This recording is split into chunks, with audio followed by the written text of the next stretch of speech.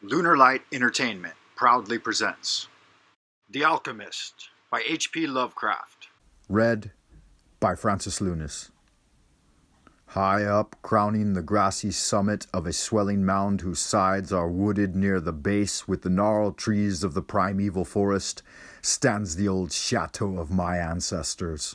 For centuries, its lofty battlements have frowned down upon the wild and rugged countryside about, serving as a home and stronghold for the proud house whose honored line is older even than the moss-grown castle walls. These ancient turrets, stained by the storms of generations and crumbling under the slow yet mighty pressure of time, formed in the ages of feudalism one of the most dreaded and formidable fortresses in all France. From its machicolated parapets and mounted battlements, barons, counts, and even kings have been defied, yet never had its spacious halls resounded to the footsteps of the invader. But since those glorious years, all is changed. A poverty but little above the level of dire want, together with the pride of name that forbids its alleviation by the pursuits of commercial life, have prevented the scions of our line from maintaining their estates in pristine splendor, and the falling stones of the walls, the overgrown vegetation in the parks, the dry and dusty moat,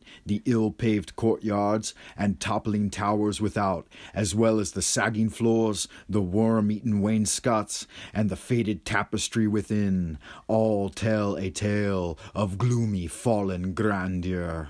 As the ages passed, first one, then another of the four great turrets were left to ruin, until at last but a single tower housed the sadly reduced descendants of the once mighty lords of the estate. It was in one of the vast and gloomy chambers of this remaining tower that I, Antoine, last of the unhappy and accursed Commence de See, first saw the light of day 90 long years ago. Within these walls and amongst the dark and shadowy forests, the wild ravines and grottos of the hillside below, were spent the first years of my troubled life. Parents I never knew. My father had been killed at the age of 32, a month before I was born, by the fall of a stone somehow dislodged from one of the deserted parapets of the castle, and my mother having died at my birth, my care and education devolved solely upon one remaining servitor, an old and trusted man of considerable intelligence, whose name I remember as Pierre. I was an only child, and the lack of companionship which this fact entailed upon me was augmented by the strange care exercised by my aged guardian in excluding me from the society of the peasant children whose abodes were scattered here and there upon the base of the hill. Now I know that its real object was to keep from my ears the idle tales of the curse upon our line that were nightly told and magnified by the simple tenantry as they conversed in hushed accents in the glow of their cottage hearths. Thus isolated and thrown upon my own resources, I spent the hours of my childhood in poring over ancient tomes that filled the shadow-haunted library of the chateau, and roaming without aim or purpose through the perpetual dusk of the spectral wood that clothed the side of the hill near its foot. It was perhaps an effect of such surroundings that my mind early acquired a shade of melancholy. Those studies and pursuits which partake of the dark and occult in nature most strongly claimed my attention. Of my own race I was permitted to learn singularly little, yet what small knowledge of it I was able to gain seemed to depress me much. Perhaps it was at first only the manifest reluctance of my old preceptor to discuss with me my parental ancestry that gave rise to the terror which I felt at the mention of my great house. Yet as I grew out of childhood, I was able to piece together disconnected fragments of discourse, let slip from the unwilling tongue which had begun to falter in approaching senility, that had a sort of relation to a certain circumstance which I had always deemed strange, but which now became dimly terrible. The circumstance to which I allude is the early age at which all the counts of my line met their end. Whilst I had hitherto considered this but a natural attribute of a family of short-lived men, I afterward pondered long upon these premature deaths, and began to connect them with the wanderings of the old man, who often spoke of a curse which for centuries had prevented the lives of the holders of my title from much exceeding the span of 32 years. Upon my 21st birthday, the aged Pierre gave to me a family document which he said had for many generations been handed down from father to son, and continued by each possessor. Its contents were of the most startling nature, and its perusal confirmed the gravest of my apprehensions. At this time, my belief in the supernatural was firm and deep-seated, else I should have dismissed with scorn the incredible narrative unfolded before my eyes. Paper carried me back to the days of the 13th century, when the old castle in which I sat had been a feared and impregnable fortress. It told of a certain ancient man who had once dwelt on our estates, a person of no small accomplishments, though little above the rank of peasant, by name Michel, usually designated by the surname of Mauvais, the evil, on account of his sinister reputation.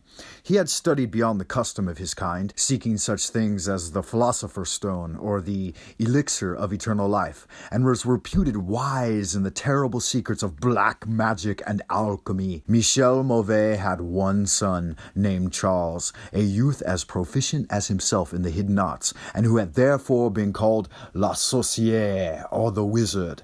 This pair, shunned by all honest folk, were suspected of the most hideous practices. Old Michel was said to have burnt his wife alive as a sacrifice to the devil, and the unaccountable disappearances of many small peasant children were laid at the dreaded door of these two.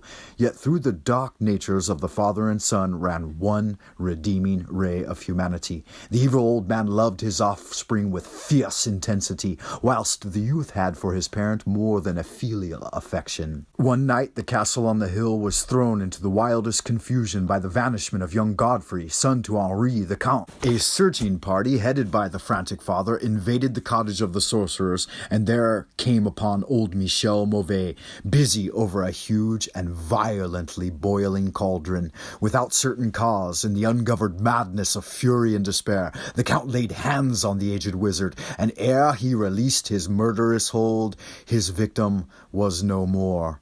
Meanwhile, joyful servants were proclaiming the finding of young Godfrey in a distant and unused chamber of the great edifice, telling too late that poor Michel had been killed in vain. As the Count and his associates turned away from the lonely abode of the alchemists, the form of Charles La Sorcière appeared through the trees.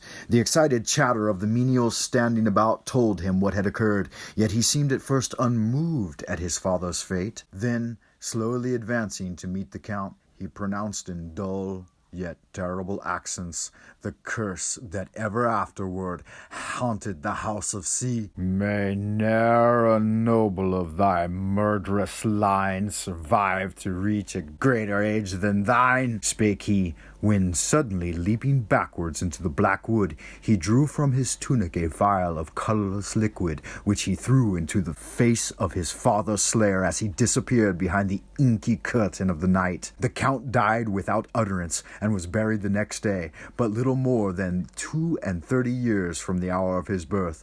No trace of the assassin could be found, though relentless bands of peasants scoured the neighboring woods and the meadowland around the hill. Thus time and the want of a reminder dulled the memory of the curse in the minds of the late Count's family, so that when Godfrey, innocent cause of the whole tragedy and now bearing the title, was killed by an arrow whilst hunting at the age of 32, there were no thoughts save those of grief at his demise. But when years afterward the next young Count, Robert by name, was found dead in a nearby field from no apparent cause, the peasants told in whispers that their Signor had but lately passed his 32nd birthday when surprised by early death. Louis, son to Robert, was found drowned in the moat at the same fateful age. And thus down through the centuries ran the ominous chronicle, Henri's, Robert's, Antoine's, and Armand's, snatched from happy and virtuous lives when little below the age of their unfortunate ancestor at his murder. That I had left at most but 11 years of further existence was made certain to me by the words which I read. My life, previously held at small value, now became dearer to me each day as I delved deeper and deeper into the mysteries of the hidden world of black magic. Isolated as I was, modern science had produced no impression upon me, and I labored as in the Middle Ages, as rapt as had old Michel and young Charles themselves been in the acquisition of demonological and alchemical learning. Yet read as I might, I in no manner could account for the strange curse upon my family line. In unusually irrational moments, I would even go so far as to seek a natural explanation, attributing the early deaths of my ancestors to the sinister Charles La Sorcier and his heirs. Yet having found upon careful inquiry that there were no known descendants of the alchemist, I would fall back to occult studies, and once more endeavor to find a spell that would release my house from its terrible burden. Upon one thing I was absolutely resolved. I should never wed, for since no other branches of my family were in existence, I might thus end the curse with myself. As I drew near the age of 30, old Pierre was called to the land beyond. Alone, I buried him beneath the stones of the courtyard which he had loved to wander in life. Thus was I left to ponder on myself as the only human creature within the great fortress, and in my utter solitude, my mind began to cease its vain protest against the impending doom, to become almost reconciled to the fate which so many of my ancestors had met. Much of my time was now occupied in the exploration of the ruined and abandoned halls and the towers of the old chateau, which in youth fear had caused me to shun, and some of which old Pierre had once told me had not been trodden by human foot for over 4 centuries. Strange and awesome were many of the objects I encountered. Furniture covered by the dust of ages and crumbling with rot of long dampness met my eyes. Cobwebs in a profusion never before seen by me were spun everywhere, and huge bats flapped their bony and uncanny wings on all sides of the otherwise untenanted gloom. Of my exact age, even down to days and hours, I kept a most careful record, for each movement of the pendulum of the massive clock in the library told off so much more of my doomed existence. At length I approached that time which I had so long viewed with apprehension. Since most of my ancestors had been seized some little while before they reached the exact age of Count Henri at his end, I was every moment on the watch for the coming of the unknown death. In what strange form the curse should overtake me, I knew not. But I was resolved, at least, that it should not find me a cowardly or passive victim. With new vigor I applied myself to my examination of the old chateau and its contents. It was upon one of the longest of all my excursions of discovery in the deserted portion of the castle, less than a week before that fatal hour which I felt must mark the utmost limit of my stay on earth, beyond which I could not have even the slightest hope of continuing to draw breath, that I came upon the culminating event of my whole life. I had spent the better part of the morning in climbing up and down half-ruined staircases in one of the most dilapidated of the ancient turrets. As the afternoon progressed, I sought the lower levels, descending into what appeared to be either a medieval place of confinement or a more recently excavated storehouse for gunpowder. As I slowly traversed the nitre-encrusted passageway at the foot of the last staircase, the paving became very damp, and soon I saw by the light of my flickering torch that a blank, water-stained wall impeded my journey. Turning to retrace my steps, my eye fell upon a small trap-door with a ring which lay directly beneath my feet. Pausing, I succeeded with difficulty in raising it, whereupon there was revealed a black aperture, exhaling noxious fumes which caused my torch to sputter, and disclosing in the unsteady glare the top of a flight of stone steps. As soon as the torch, which I lowered into the repellent depths, burned freely and steadily, I commenced my descent. The steps were many, and led to a narrow stone-flagged passage which I knew must be far underground. The passage proved of great length, and terminated in a massive oaken door, dripping with the moisture of the place and stoutly resisting all my attempts to open it. Ceasing after a time my efforts in this direction, I had proceeded back some distance towards the steps, when there suddenly fell to my experience one of the most profound and maddening shocks capable of reception by the human mind. Without warning, I heard the heavy door behind me creak slowly open upon its rusted hinges. My immediate sensations are incapable of analysis. To be confronted in a place as thoroughly deserted as I had deemed the old castle, with evidence of the presence of man or spirit, produced in my brain a horror of the most acute description. When at last I turned and faced the seat of the sound, my eyes must have started from their orbits at the sight that they beheld. There, in the ancient Gothic doorway, stood a human figure. It was that of a man clad in a skullcap and long medieval tunic of dark color. His long hair and flowing beard were of a terrible and intense black hue, and of incredible profusion. His forehead, high beyond the usual dimensions, his cheeks, deep sunken and heavily lined with wrinkles, and his hands, long, claw-like, and gnarled, were of such a deathly marble-like whiteness as I have never elsewhere seen in man. His figure, lean to the proportions of a skeleton, was strangely bent and almost lost within the voluminous folds of his peculiar garment.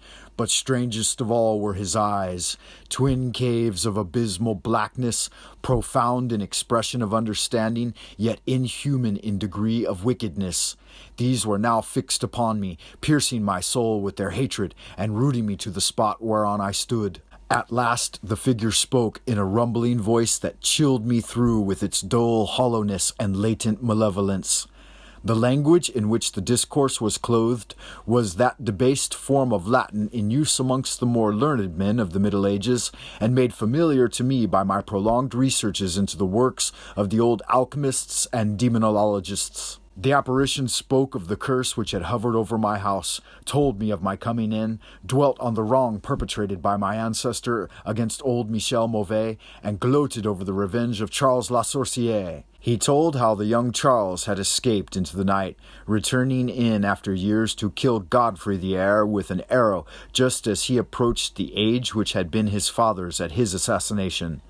How he had secretly returned to the estate and established himself unknown in the even then deserted subterranean chamber whose doorway now framed the hideous narrator. How he had seized Robert, son of Godfrey, in a field, forced poison down his throat, and left him to die at the age of 32, thus maintaining the foul provisions of his vengeful curse.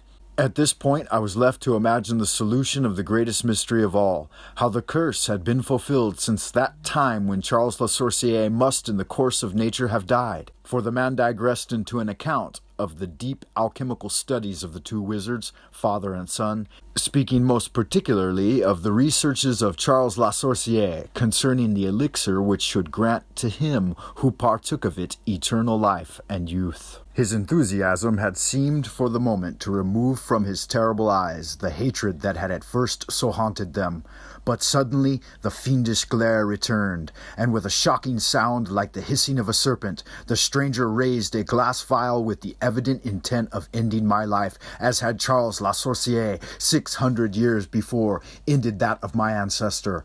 Prompted by some preserving instinct of self-defense, I broke through the spell that had hitherto held me immovable, and flung my now dying torch at the creature who menaced my existence.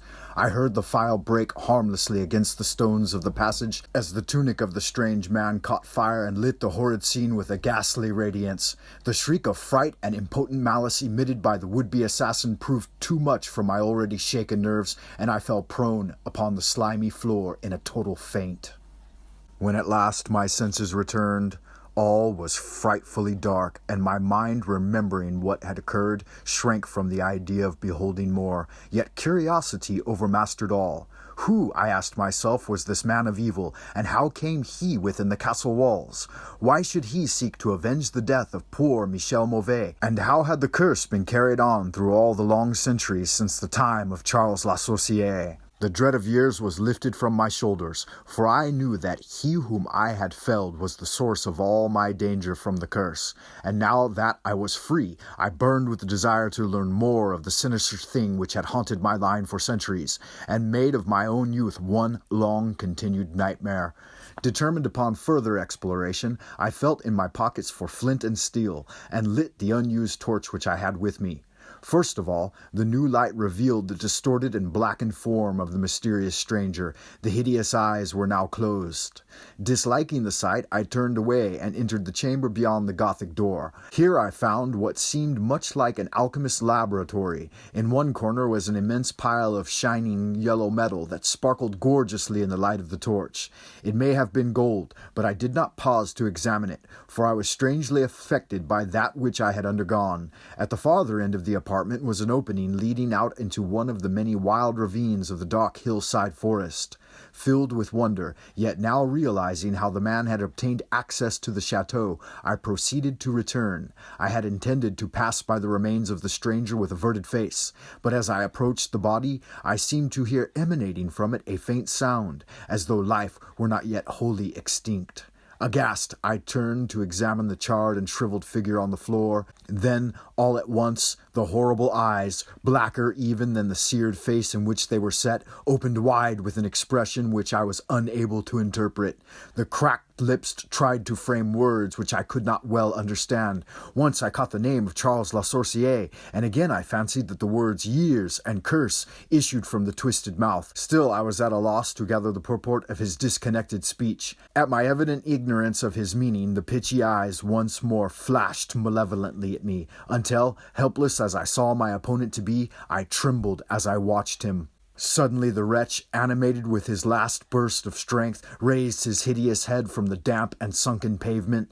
Then, as I remained, paralyzed with fear, he found his voice, and in his dying breath screamed forth those words which have ever afterward haunted my days and nights. "Fool!" he shrieked. "Can you not guess my secret? Have you no brain whereby you may recognize the will which has through 6 long centuries fulfilled the dreaded curse upon your house? Have I not told you of the great elixir of eternal life? Know you not how the secret of alchemy was solved? I tell you, it is I that have lived for 600 years to maintain my revenge, for I am Charles La Sorcière."